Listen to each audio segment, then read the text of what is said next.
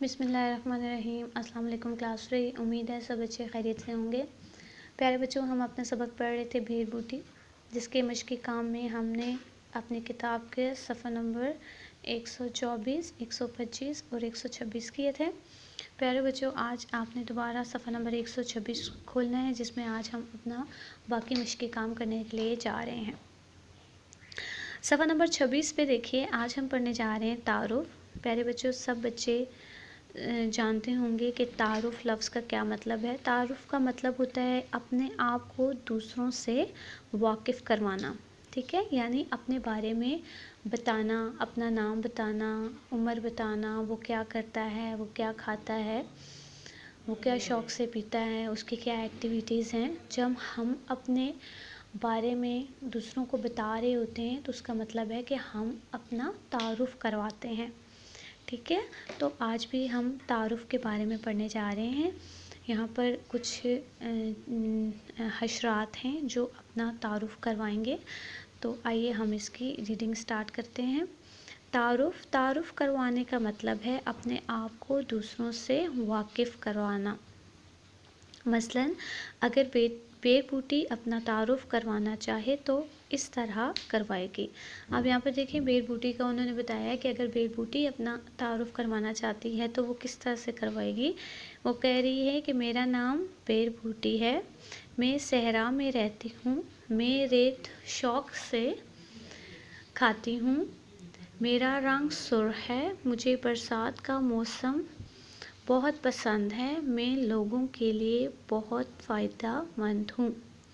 अब यहाँ पर देखें कि भेड़ बूटी ने अपना तारुफ़ करवाया, अपना नाम बताया, फिर उसने कहा कि मैं कहाँ रहती हूँ।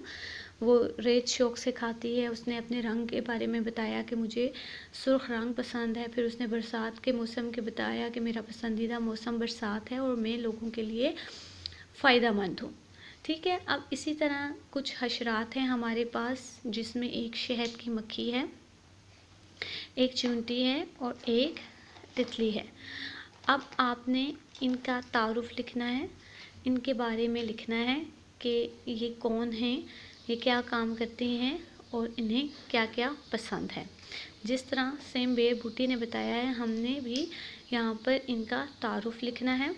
अब देखें, यहाँ पर बताया गया है कि सवाल नंबर 5 में कि अब आप इन सब का मुख्तसर तारुफ़ इन्हीं की ज़बानी करवाइए, ठीक है।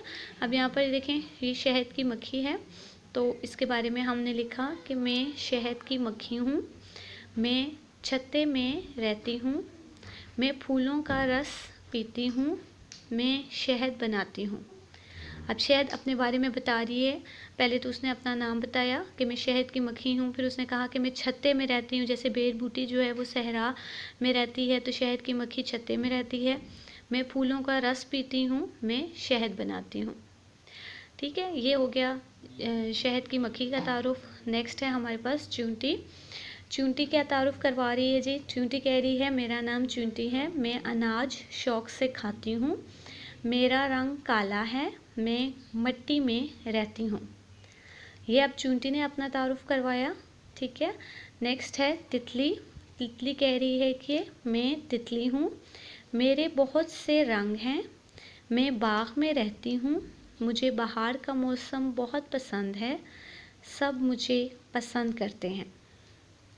तो प्यारे बच्चों, ये 3 हैं, जिसमें एक शहद की मक्खी, चींटी और तितली हैं, जिन्होंने यहाँ पर अपना तारुफ़ करवाया। आपके सामने किताब पर ये 3-3 लाइनें दी गई हैं। इस तरीके से आपने इन का तारुफ़ यहाँ पर किताब पर खुशख़त लिखना है। इसके अलावा मैंने जो जुमले लिखे हैं, इसके अलावा आप कोई लिखना चाहते हैं तो आप ज़रूर उसको किताब पर ऐड कर सकते हैं, ठीक है। तो ये आपका काम जो है वो सफ़ा नंबर 127 पर है। नेक्स्ट पेज कीजिए। सफ़ा नंबर 128 पर है। सवाल नंबर 6 है कि सबक के पहले नसर पारे की खुशख़ती कीजिए और इमला याद कीजिए।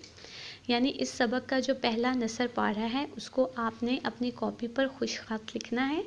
लिखने के बाद आपने वो इमला जो है वो याद करनी है, ठीक है। लिखने के बाद आपने घर में इस तरह से प्रैक्टिस करनी है कि कोई बड़ा या कोई आपका ट्यूशन ट्यूटर जो है वो आपको बोलेगा, फिर आपने वो खुशखत अपने रफ़ रजिस्टर पर उसकी प्रैक्टिस करनी है और अपने ट्यूटर को चेक करवाना है। तो इस तरह ये आपको इमला इसकी याद हो जाएगी। तो मैं आपको दिखा देती हूँ कि हमारी ये नसर पारा कौन सा है। उसके लिए आप सबसे फर्स्ट पे खोलेंगे पेज नंबर 119। 119 पे यहाँ से ये आपका नसर पारा स्टार्ट हो रहा है, जिसमें लिखा हुआ है कि ज़ैन के ताया जान सहराए थर के शहर मिट्टी में रहते थे। इस बार गर्मियों की छुट्टियों में उसके अम्मी अब्बू ने मिट्टी जाने का प्रोग्राम बना लिया। ज़ैन ये सुनकर बहुत खुश हुआ।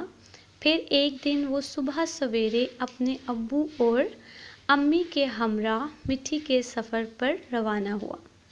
तो प्यारे बच्चों, ये आपका सबसे पहला जो है वो नसर पारा है। आपने ये अपनी कॉपी पर खुशखत लिखना है और फिर आपने इसकी इमला याद करनी है। अब आप दोबारा सफ़ा नंबर 28 पे चले जाइए। सफ़ा नंबर 128 जो है उसका सवाल नंबर 7 देखें। सवाल नंबर 7 है कि इस सबक को पढ़कर आपके जहन में जो तस्वीर उभरती है उसकी तस्वीरी मंजर कशी कीजिए। 128 पर ये देखें, यहाँ पर आपकी किताब पर ये खाली जगह होगी। फिर आपने यहाँ पर तस्वीर कशी करनी है, यानी जो किताब में मनाजिर बताए गए हैं कि एक बच्चा है जो ज़ैन है, ठीक है, वो सहराए थर के शहर मिट्टी में जाता है। वहाँ पर वो देखता है कि वहाँ पर बेर बूटियाँ हैं। फिर यहाँ पर इन्होंने ज़मीन बनाई है, रेत बनाई है और इसमें ये बेर बूटियाँ बनाई हैं। तो आप भी सब इस तरह बनाने की कोशिश करें। अपनी किताब के ऊपर ये वाला काम आपने अपनी किताब के ऊपर करना है, जो सवाल नंबर 7 है। बाकी सवाल नंबर 6 जो है वो आपने कॉपी पर करना है और सवाल नंबर 5 आपने अपनी किताब पर इस तरीके से खुशखत लिखना है। तो आज का आपका यही काम है। आपने ये किताब पर और इमला वाला काम, खुशखती वाला काम जो है वो अपनी कॉपी पर खुशखत लिखना है। तो अल्लाह हाफ़िज़।